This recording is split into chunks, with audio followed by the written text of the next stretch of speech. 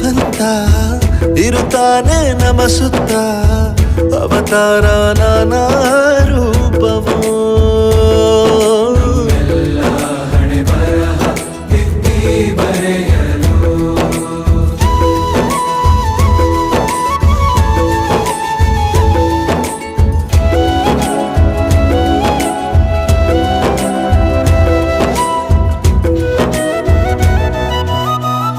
ಬಾಳಲ್ಲಿ ಲೆಕ್ಕ ಎಷ್ಟು ಮುಖ್ಯ ಎಂಬುದ ಬೆರಳಲ್ಲೇ ತೋರಿ ಕಲಿಸಿದ ಗುರುಗಳೇ